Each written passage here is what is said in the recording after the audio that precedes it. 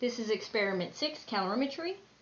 This is the calculation section, part B, calculating the heat of fusion of water. So when we performed this experiment, we wanted to measure our heat of fusion of water. So the question is, how much energy does it take for our ice cube to completely melt? And as I talked about in the video doing the procedure, we know that this should be an endothermic reaction. It's going from a solid to a liquid. So it takes energy, so energy has to flow into the ice cube. So the ice cube is consuming all the energy in its environment. In the calculation section, you should see this written here for part B. The heat taken in by the ice is equal to the negative heat given off by the water. And this formula is going to be, or this equation is a little bit different because on the left-hand side, notice we have two components. We have the heat of fusion, and now we have to take into consideration the warming of our ice. So our temperature change, our delta T, T final, which is what we found in our experiment, that's the minimum, minus T initial, which is 0 degrees. That's what we're assuming the ice to be, was 0 degrees Celsius. And that's going to equal minus MCAT here for our water portion, the heat given off. So minus M, our mass of our water, the specific heat of water, times that temperature difference, T final minus T initial. Now I've already have my mass of my ice and mass for the water. So we're going to go ahead and we're going to solve for our energy, our delta H of fusion. So I'm going to go ahead and start plugging these in. So I'm going to have my delta H fusion here. So I'm just going to abbreviate that to save space. And notice I need moles of ice. So what do I have to do? I have to convert 19.62 grams to moles of my ice. So when I do that, I'm just going to use the mole. I get 18.015 grams in 1 mole, and I got 1.08909 moles of water, and I have 4 sig figs there. Okay, so I am going to go ahead and plug that in, 1.08909 moles.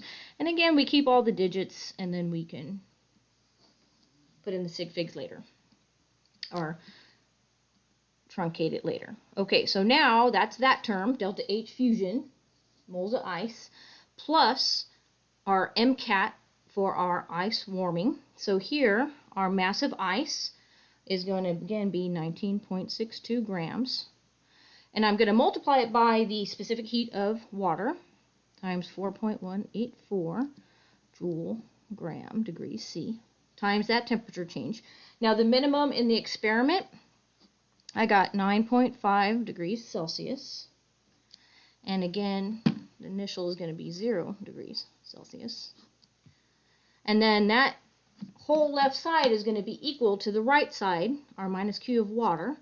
So I'm going to plug that in, minus the mass of water. Well, I had 99.08 grams. Don't forget my negative sign. Again, the specific heat of water, 4.184 joules grams degrees C, times our final temperature, which again is 9.5 degrees C. But what's different here is our initial temperature. The initial temperature is what we started with. So when I took the water, before I put my ice cube in there, I had 21.3 C. Okay, so that was my initial for that portion. Okay, so now we're going to do some math. So let me go ahead and I'm going to keep delta H fusion here, 1.08909. And if I multiply through for this term, I'm going to do that here. So 19.62 times 4.184 times pretty much 9.5. I get 779.856. 79.856.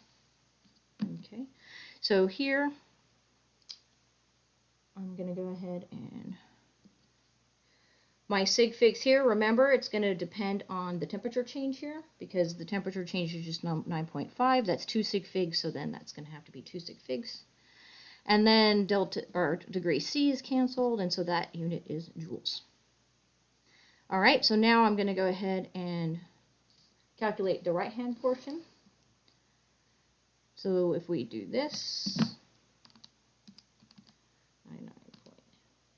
99.84 times 9.5, 21.3. Okay, so here I get a positive 4,927.25. Now the temperature change here is a negative 11.8, so that's going to be 3 here. And again, this is going, C's cancel, and I'm going to have joules. Okay, so let's take, before I go further, let's take a look at this data, because I just want to make it clear for the minimum, because in the video, I don't think people could see it really clear. Now it's a little bit messy. I need to make these tables longer.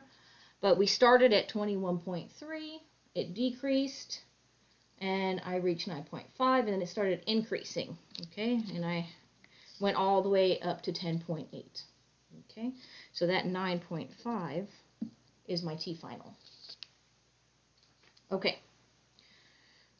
Here we go. So now let's continue to solve. Again, we're solving for our delta H of fusion. So if we do this, our delta H of fusion, I'm going to keep this for now, do this in steps. I kind of lost my sig figs there, put that back. Okay, so I'm going to go ahead and just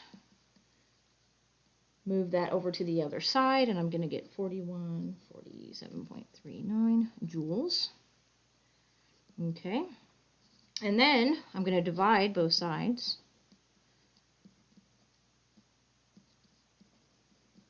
by the moles. There we go.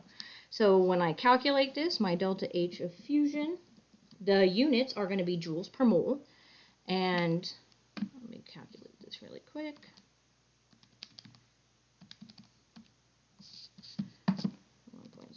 1.08909. Okay, I get 3,808.12,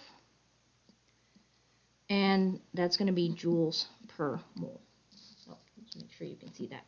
Okay, so there's the final answer for our delta H of fusion. If you have any questions, please go ahead and ask your professor.